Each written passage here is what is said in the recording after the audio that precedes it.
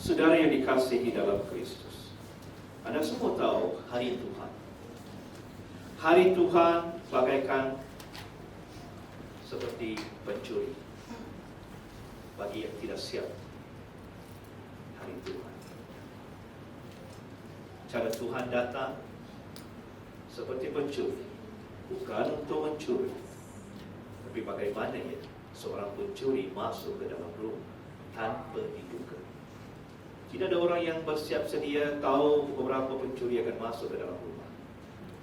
Kalau begitulah setiap kita, setiap rencana pencuri tidak akan berhasil. Dia akan berhenti mencuri, dia akan cari kerja di kilang.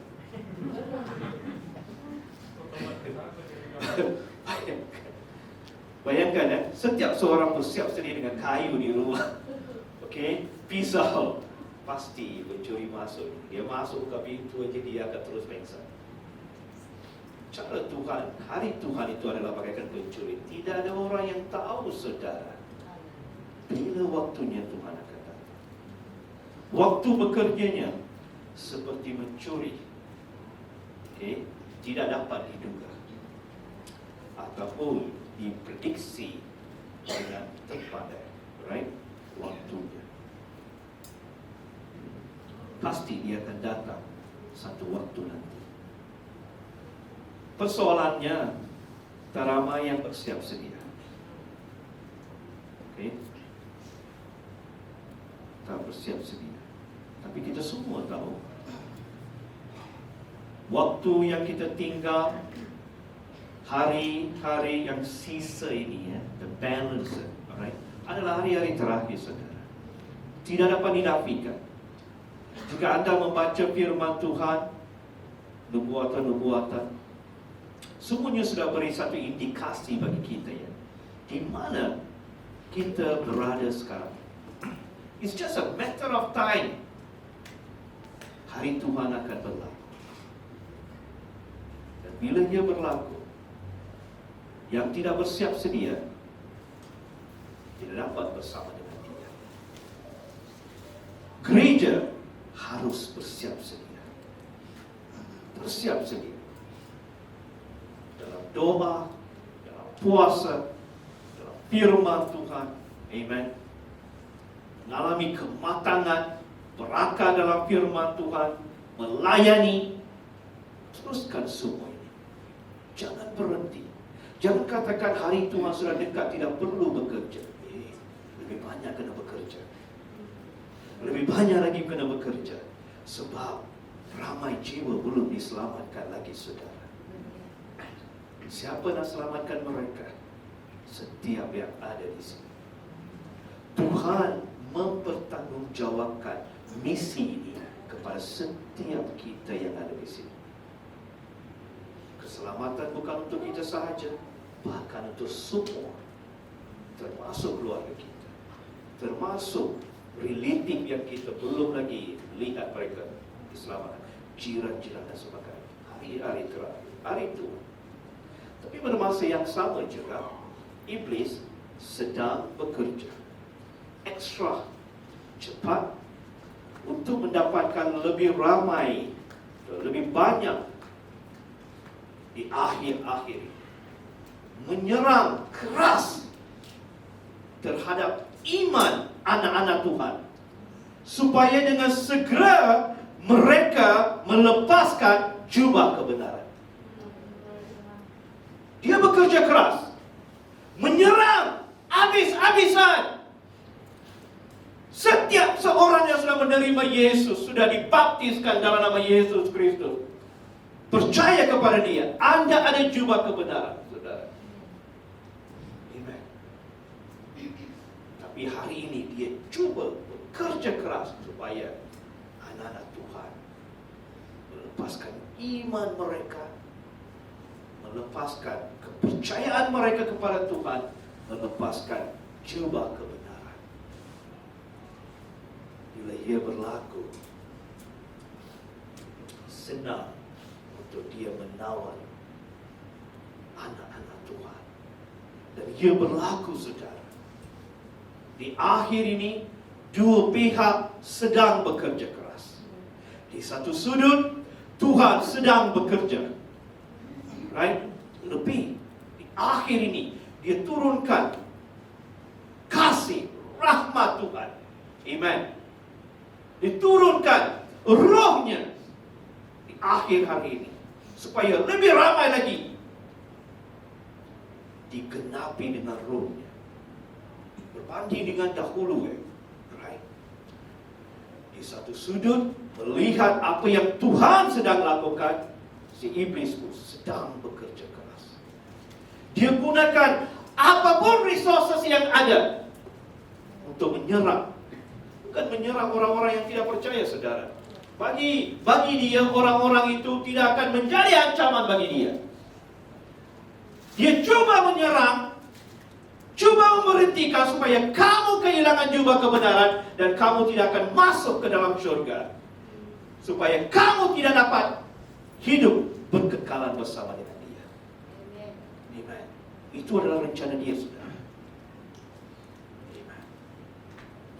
Senjata-senjata iblis digunakan secara maksimum untuk menjatuhkan anak-anak Tuhan. Siapa anak-anak Tuhan? Semua yang ada di sini. Setiap kita, termasuk anak-anak sekolah minggu kita. Anak-anak Tuhan. Iblis berusaha masuk dalam segala hal. Segala hal itu apa ya? Semua perkara bertentangan dengan kamu. Apapun berkaitan dengan kamu, dia akan masuk, menyerang secara membabi buta.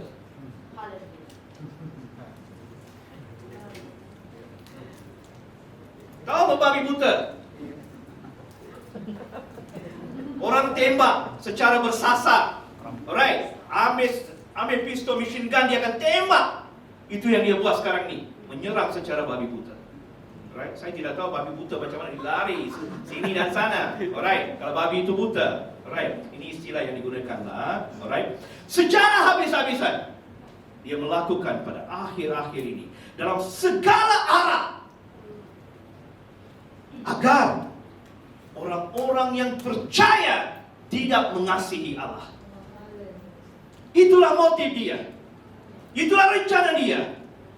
Agar kita kehilangan keselamatan, kita tidak lagi percaya, kita akan berhenti mengasihi Allah. Dan dia lakukan secara maksimal, tidak berhenti-henti. Oleh sebab itu, kita harus mendekatkan diri kita. Apa yang iblis lakukan? Dia memperalatkan anggota keluarga kita, orang-orang terdekat dengan kita untuk menjatuhkan kita, melemahkan kita. Dia tidak perlu import orang daripada luar, saudara. Okay? Dia pakai pemain tempatan. Okay? Ini orang panggil ayam kampung, right? Untuk berusaha, saudara, dalam keluarga kita, ya. Sebab itu saya katakan dia berusaha masuk dalam segala hal, termasuk di tengah-tengah suami isteri, di tengah-tengah ibu bapa dengan anak-anak, membawa perpisahan, membawa pemberontakan. Okay, suami jatuhkan isteri. Tahu jatuhkan macam mana? Maki dia. Okay, macam perkara tukan dia bagi, right? Itu yang berlaku dalam keluarga ini. Dia mengasuh asalkan satu pihak itu lemah, dia akan mempergunakan orang itu untuk menjatuhkan. Bila saya katakan menjatuhkan, melemahkan saudara. Dan begitu juga dengan hari ini, kena berjaga-jaga dengan anak-anak kita. Mula memberontak, tak payah tunggu 15 tahun, 20 tahun. Hari ini yang kecil-kecil mula memberontak sudah. Kecil-kecil mula memberontak, mula lawan balik, right? Seperti di rumah, saya simpan rotan.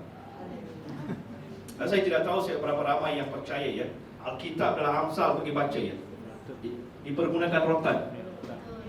Okay, pasal simpan 3 rotan di office. Belum merotani siapa lagi, right? Sebagai satu simbol saya letak di sana itu. Ini firman Tuhan ini ya. Alright. Di rumah saya simpan 2 rotan.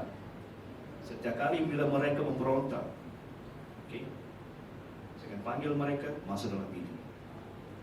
Masuk dalam bilik. Begitu, apa kesalahan mereka? Dan saya tunjukkan. Jangan buat lagi. Ini mendidik anak-anak dengan cara baik menurut firman Tuhan. Ramai yang tidak mau lakukan. Tidak mau. Saat kamu tidak mau buat waktu dia kecil, tunggu sampai dia 15 tahun, tidak peduli sudah. Waktu itu kamu menangislah. Oh, pastor tolong berdoa untuk anak saya. Waktu kecil-kecil, kamu belanja RM1 beli rotan.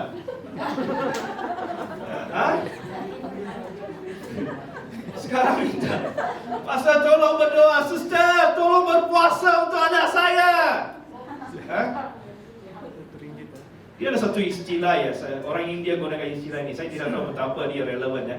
Kalau anjing yang ada ekor itu kalau tidak ditegakkan itu, waktu kecil-kecil itu sampai besar pun kamu cuba nak tegakkan dia, panjangkan dia, luruskan dia, tidak boleh sudah tu. Ada yang anjing itu dia begini macam ni. Kalau kamu nak dilurus, kamu buatlah sesuatu. Right. Kalau dah besar sudah anjing itu baru nak kasih tarikan dia. Dia sudah sekarang jadi pipe sudah sekarang. Begitu juga ya, alright. Satu contoh saja saya gunakan ya. Setiap kita yang ada anak-anak ini cuba usaha mendidik mereka seperti dalam firman Tuhan. Amen. Bila kamu, firman Tuhan katakan, bila anak itu lakukan begitu, bila kamu tegur mereka, koreksi mereka, sebenarnya kamu selamatkan mereka. You save them. Amen. Sebelum hari terakhir nanti. Amen. Tapi ramai tidak mau, terlalu mengasihi Tuhan, mengasihi anak-anak. Alright. Besar nanti tidak peduli sudah anak itu. Waktu itu kamu menangis pun tidak berguna sudah. Nasi sudah menjadi bubur saudara. Right? Betul atau tidak? Betul. Amen. So bagi ibu bapa di sini, pastikan, amen, tidak bermakna pukul mereka hari-hari. Bila mereka buat kesalahan, tegur mereka. Saya beri peluang bagi mereka. Sekali tidak mau dengar, second time, benar. Alright. Supaya mereka, saya tidak mau mereka ulangi lagi perkara yang kadang-kadang mereka cuba, tidak mau mendengar, koreksi mereka. Bagi yang belum lagi, dengar baik-baik. Alright? Waktu kamu itu saya tidak tahulah macam mana mereka. Sekarang semakin lama semakin lain. Kecil-kecil dah mula tunjuk sudah. Mereka punya ini ya. Saya tidak suka. Memberontak. Alright? Anak-anak tidak mau mendengar sudah. Banyak sangat pengaruh-pengaruh daripada media, daripada kawan mereka, daripada luar. Sampai mereka sudah terikut-ikut. Membawa mereka kepada firman Tuhan. Amen. Bila kamu bawa mereka kepada firman Tuhan, kamu tidak akan menyesal. We have to go back to the basic Bible principle. Amen. Hallelujah. Kalau 10 tahun lagi terpaksa kena guna rotan juga menurut firman Tuhan, gunakanlah. Alright. Itu firman Tuhan, Bible principle. Jangan membabi buta pula pukul mereka, right? Tutup mata pukul mereka macam ni, right? Jangan. Bila mereka tidak mau mendengar dan memberontak, baru mempergunakan. Amen. Kita mengasihi anak-anak kita. Dan itu yang berlaku saudara. Hari ini iblis cuba masuk dalam keluarga. Target dia adalah keluarga. Attack suami, istri, anak-anak. Bila keluarga orang peranda, amen, tidak ada orang yang akan mengasihi Tuhan. Tidak ada masa untuk mereka fikir pasal gereja. Tidak ada masa untuk mereka untuk mengikuti apa-apa persekutuan. Sebab sudah pola peranda sudah. So hari ini dia sedang bekerja. Dia bukan bekerja daripada luar. Dia masuk jadi ahli keluarga sudah sekarang. Dia jadi family member sudah. Sebab ada yang lepaskan dia. masuk sebagai family member. Kamu tahu dia datang, halau dia. Halau dia ambil kayu ke, penyapu ke, halau dia keluar. Right? Buat sesuatu. Jangan jemput dia minum teh tarik bersama dengan kamu. Right? Sekali kamu buat begitu, sekali dengan kuih. Right? Habis sudah. Mula-mula dia datang baik-baik sebagai satu tetamu yang baik. Lepas itu dia mula bekerja. Binasakan keluarga saudara. Ha? Jangan bagi 1 inci pun bagi dia. Sekali bagi 1 inci, dia minta 1 meter. Right? Itu yang berlaku. Firman Tuhan hari ini mengatakan tentang setiap senjata yang ditempat terhadap engkau tidak akan berhasil. Setiap orang yang melontarkan tuduhan melawan engkau dalam pengadilan, dan engkau buktikan salah. Amen. Kita tahu senjata sudah pun ditempah. Senjata sedang menghadap kita. Senjata daripada iblis. Tunggu namanya. Waktu sudah menyerang, dan dia akan menyerang bertubi-tubi, membabi buta. Amen. Kita harus bersiap sedia. Sebab itu kita minta Tuhan, kami maukan perlindungan daripada Tuhan. Bungkuskan kami dengan darah Tuhan. Amen. Jangan mengandalkan dengan kekuatan anda. Ataupun, amen, saya tahu macam mana nak tepis dia punya serangan-serangan. Dalam Efesus, amen, memberikan kita tentang senjata Allah. Senjata Allah untuk kita memperlengkapi diri kita. Amen. Memperlengkapi supaya kita dapat bertahan. Shield diberi. Bertahan. Dia akan menyerang, kita akan bertahan. Dengan apa ya? Dengan senjata yang Tuhan berikan bagi kita. Amen. Semuanya diperlengkapi. Haleluya. Dan kita berada dalam pertempuran dan peperangan ini. Amen. Mungkin ada yang belum merasakan lagi ya. Ada yang sudah merasakan ini. Amen. Lebih dekat hari Tuhan, lebih banyak yang kita harus berhadapan saudara. Tuhan sudah sediakan. Apa itu helmet of salvation? Apa itu shield? Pedang diberikan. Amen. Semuanya sudah diberikan dalam Efesus. Memperlengkapi diri kita saudara. Amen.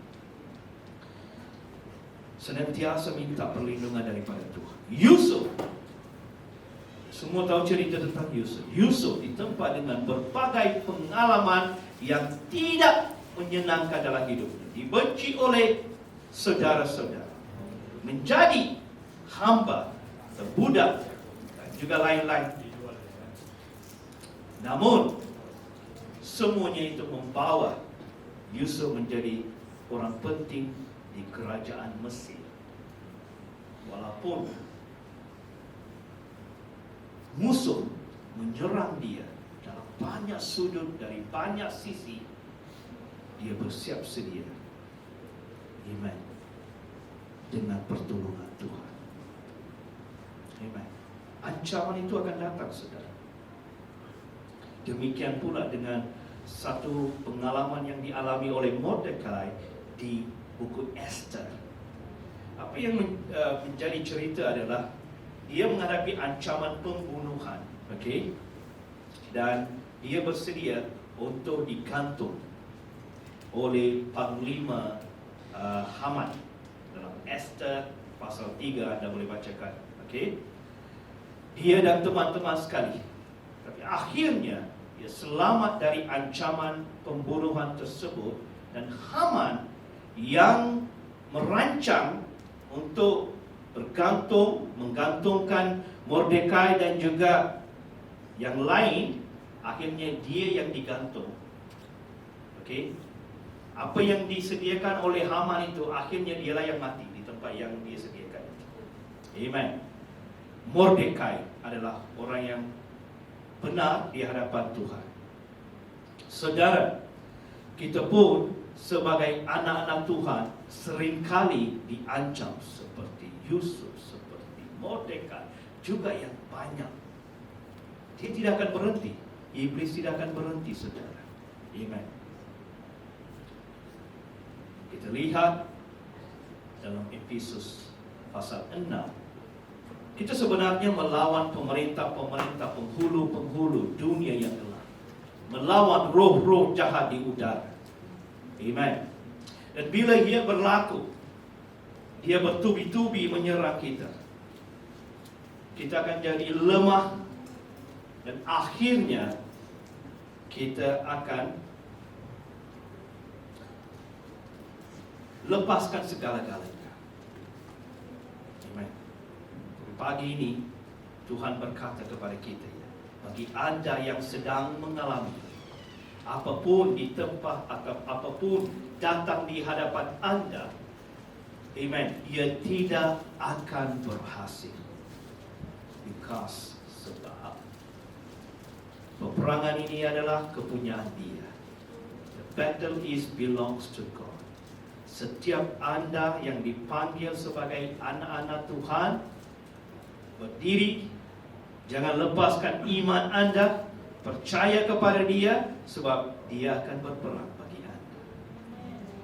Yusuf bila dia lalui banyak pengalaman yang tidak menyenangkan, dia bukan melawan dengan semua yang datang di hadapan dia. Dia hanya, amen, teruskan dengan iman dia. Dia tidak pergi meminta, kamu tolong saya perlu merancang ini, saya perlu lari ke sini dan sana. Tidak. Dia minta Tuhan, Tuhan, Kau yang aturkan segalanya. Saya ikut apa yang Tuhan perintahkan. Amen. Dan dia lakukan. Dia tidak ada orang yang di belakang dia 100 orang untuk backup dia. Yang ada hanya Tuhan. Dan bila Tuhan ada, apapun serangan yang datang, amen, Tuhan ambil alih, katakan, yang itu adalah kepunyaan saya. Let me fight for you. Dan saya yang melawan sesiapapun datang. Si Tuhan tidak akan melepaskan anak-anaknya selagi kita percaya. Selagi kita datang kepada Dia, Tuhan, saya tidak mampu untuk melawan semua ini. Sama juga dengan iblis. Jangan cuba melawan dia. Saudara, iblis tak ada setaraf dengan Tuhan. Jangan bandingkan Tuhan dengan iblis. Mereka tidak setaraf. Iblis tidak setaraf dengan kamu. Okay, cuba lawan dengan iblis. One to one. Right? Kamu tahu tak dia di mana? Di bawah sini. Di bawah sini. Tapi ramai yang melihat seperti dia. Coba melawan dia. Sebenarnya dia di bawah nih. Apa yang kamu harus lakukan? Pijak dia. Amen. Daripada kamu, right, lihat dia setanding dengan kamu. Sebenarnya tidak, saudara. Kuasa Anda lebih. Tuhan berikan lebih kuasa kepada Anda. Amen. Iblis sebenarnya tidak ada kuasa ya. Dia kehilangan kuasa dia saat dia ditolak daripada syurga. Tapi dia tu bijak. Tipu orang. Dia scammer. Dia scammer. Dari mana scammer datang? Dialah bapa scammer. Right. Tipu hanya dengan perkataan sahaja. Setiap hari saya buka newspaper ke, saya tengok dalam social media ke, ada juga kena tipu. Tak pernah jumpa orang, saudara. Hilang 50,000, 100,000, 2,000, 20. Ada yang juta pun hilang di Malaysia setiap hari. Padahal tak pernah jumpa. Right? Daripada talian saja dia boleh tipu kamu, scam kamu. Itu yang iblis buat hari ini. Kamu jumpa dia ke? Dia pakai tie macam saya. Datang jual sesuatu pada kamu. Ada yang letak, ada satu posting yang keluar itu, dia cakap orang ini kehilangan duit tak tahu berapa banyak sebab ada dalam online itu dia cakap dia akan jual kereta Alphard ke dengan harga begini. Seorang ini pun transfer, tapi Alphard tak datang-datang. Okay, kena tipu, right? So dia bukan datang sebagai salesman macam ni, jual kereta Alphard ke, kereta Proton ke, tidak. Hanya dengan bisikan sahaja saudara, hari ini dia scam setiap seorang kita. Jadi bijak, tidak ada kuasa, tapi anda mempunyai kuasa. Amen. Bijak. Saat anda tahu dia mula masuk buat sesuatu dalam hidup anda, gunakan kuasa Tuhan. Dalam nama Yesus, iblis keluar daripada keluarga ini. Waktu anda sedang masak, saya dapat rasakan sesuatu lah. Ada yang pernah kongsikan kepada saya. Macam ada pergerakan di tempat itu, bukan pergerakan Roh Kudus, di roh lain yang ada di sana tu.